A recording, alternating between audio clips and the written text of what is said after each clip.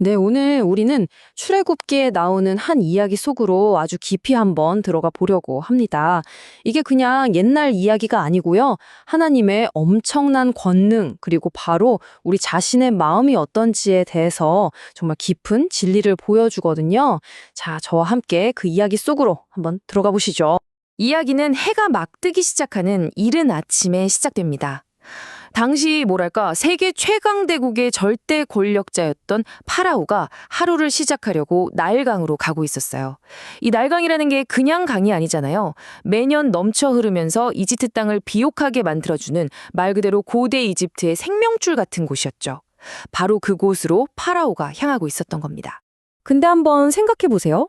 파라오가 왜 하필 이 시간에 바로 이 장소에 있었을까요? 그냥 아침 공기가 좋아서 산책하러 나온 걸까요? 아니면 우리가 생각하는 것보다 훨씬 더 깊고 중요한 어떤 목적이 있었던 걸까요? 바로 이 지점입니다. 여기서부터 눈에 보이지 않는 거대한 신들의 전쟁이 시작돼요. 파라오는 그냥 산책하러 나온 게 아니었습니다. 그는 아주 신성한 종교 의식을 치르려고 거기에 있었어요. 그가 믿는 나일강의 신 크눔에게 경배하면서 하루를 열려고 했던 거죠. 그러니까 말하자면 신과 신의 대결을 위한 무대가 완벽하게 딱 차려진 셈입니다. 여기서 정말 중요한 게 뭐냐면요. 하나님께서 그냥 파라오 한 사람에게만 도전하신 게 아니라는 거예요. 이집트 사람들이 생명의 근원이라고 믿었던 그 나일강의 신 크눔에게 파라오가 제사를 드리는 바로 그 타이밍을 하나님이 일부러 고르셨다는 거죠. 이건 뭐냐면 한 나라의 왕을 넘어서서 이집트의 신앙 시스템 전체, 그들이 믿는 모든 신들에게 정면으로 선전포고를 하신 거나 마찬가지였습니다.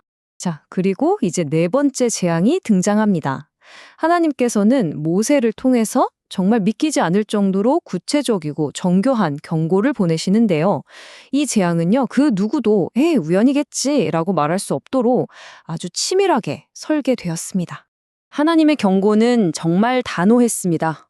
들어보세요. 파라오의 그 화려한 궁전부터 시작해서 가장 가난한 노예의 집까지 이집트의 모든 땅이 파리대로 뒤덮일 거라는 정말 끔찍하고도 전면적인 재앙을 예고하신 겁니다.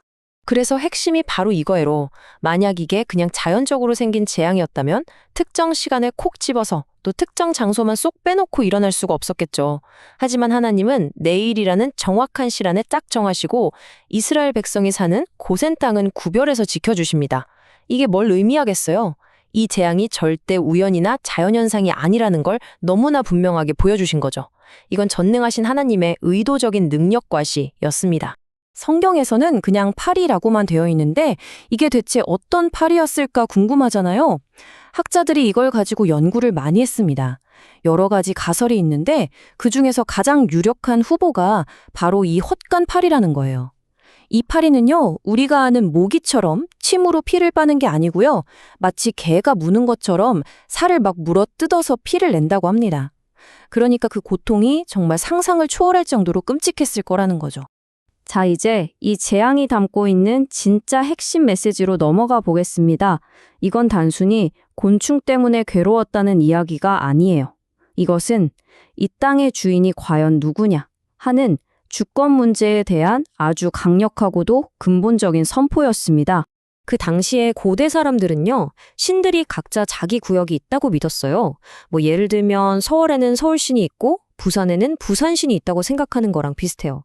이런 세계관 안에서 이집트라는 땅은 당연히 파라오와 이집트의 신들이 다스리는 땅이었죠. 다른 신이 감히 함부로 넘어올 수 없는 신성한 영역이라고 생각했던 거예요. 바로 그때 그들의 그 단단한 세계관의 한복판에 하나님께서 정말 폭탄 같은 선언을 던지십니다. 이 땅에서 내가 여호와인 줄을 네가 알게 될 것이다. 이건요, 자기 땅이라고 철석같이 믿고 있던 파라오에게는 엄청나게 도발적이고 충격적인 말이었을 겁니다. 한마디로 여긴 네 땅이 아니야. 바로 이 땅의 진짜 주인은 나다 라고 선포하신 거죠. 그리고 이것이 바로 네 번째 재앙이 우리에게 주는 가장 중요한 신학적인 교훈을 아주 명확하게 보여줍니다. 하나님은 이 끔찍한 파리 재앙을 통해서 이집트 사람들이 수천 년 동안 믿어왔던 영토적 신이라는 개념, 즉 그들의 세계관 자체를 완전히 산산조각 내버리신 거예요. 그리고 유일하신 참 하나님의 능력은 어떤 특정 지역이나 민족에 갇히는 게 아니라 온 세상에 미치는 보편적인 것임을 분명하게 드러내셨습니다. 재앙의 위력은 정말 어마어마했습니다. 그래서 권력의 균형이 완전히 무너져 버렸어요. 이제는 그 절대 권력자 파라오가 히브리 노예의 지도자인 모세에게 막 필사적으로 협상을 제안할 수밖에 없는 상황까지 온 겁니다. 이게 파라오가 내놓은 첫 번째 타협안입니다. 알았어, 제사 드려. 근데 여기서 드려. 이 말 속에는 고통에서는 벗어나고 싶은데 히브리 노예라는 그 엄청난 노동력은 절대로 포기하고 싶지 않은 그의 교활한 속내가 그대로 담겨 있죠. 하지만 모세는 단칼에 거절합니다. 왜냐하면 그럴 수 없는 이유가 있었거든요. 당시 이스라엘 백성이 하나님께 드리는 제사는 양이나 소 같은 가축을 제물로 바치는 거였는데 소를 아주 신성한 동물로 숭배하던 이집트 사람들 눈에는 이게 신을 모독하는 정말 혐오스러운 행동이었기 때문입니다. 만약 그들 앞에서 제사를 드렸다가는 끔찍한 종교 갈등과 폭동이 일어날 게 불보듯 뻔했죠. 결국 파라오는 마지못해 허락을 합니다. 그런데 여기서도 보세요. 너무 멀리 가지는 말라고 하면서 어떻게든 통제권을 놓지 않으려는 그 교만함이 보이죠. 근데 동시에 나를 위하여 간구하라고 말하면서 자기 스스로가 얼마나 무력한지, 도움이 얼마나 절실한지를 인정하고 맙니다. 자, 이제 이 옛날 이야기에서 우리 자신을 향한 영적인 적용으로 한번 시선을 돌려보려고 합니다. 파라오의 행동을 가만히 들여다보면요. 이게 사실 수천 년이 지나 오늘을 사는 우리 모두에게서 너무나 흔하게 발견되는 인간의 경향을 놀라울 정도로 정확하게 보여주고 있거든요.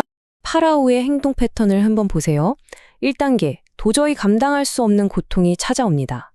2단계, 그 고통에서 벗어나려고 뭐든지 다 하겠다고 필사적으로 약속을 하죠. 3단계, 하나님께서 은혜를 베푸셔서 고통을 싹 거두어 가십니다. 자, 그러자 어떻게 되나요? 4단계, 고통이 사라지자마자 그의 마음은 언제 그랬냐는 듯이 다시 돌처럼 굳어지고 그 간절했던 약속은 헌신짝처럼 내버려집니다. 이것이 바로 완악한 마음의 순환 과정입니다. 이 질문은 파라오에게만 던져지는 게 아닙니다. 이건 바로 오늘 우리 자신을 향한 질문입니다. 한번 솔직하게 돌아보죠. 우리 인생의 가장 힘든 순간에 눈물, 콧물 다 쏟으면서 하나님께 드렸던 그 수많은 다짐과 약속들을 상황이 좀 나아지고 삶이 편안해졌을 때 얼마나 자주 잊어버리면서 살아가고 있습니까? 결국 파라오의 이야기는 우리에게 아주 중요한 영적인 진리를 가르쳐 줍니다. 고통스러울 때가 아니라 오히려 고통이 사라지고 다시 편안해졌을 때, 바로 그때가 우리의 믿음이 진짜인지 가짜인지 드러나는 순간이라는 겁니다. 나의 안락함이 하나님과의 약속보다 더 중요해지는 순간, 우리의 마음도 파라오처럼 딱딱하게 굳어질 수 있다는 것을 꼭 기억해야 합니다. 오늘 말씀을 마무리하면서 우리 각자에게 이 마지막 질문을 던져보았으면 좋겠습니다. 고통 속에서만이 아니라 평안하고 안락한 순간에도 진정으로 내 삶의 주인의 자리에 하나님을 모시고 살아가고 있습니까?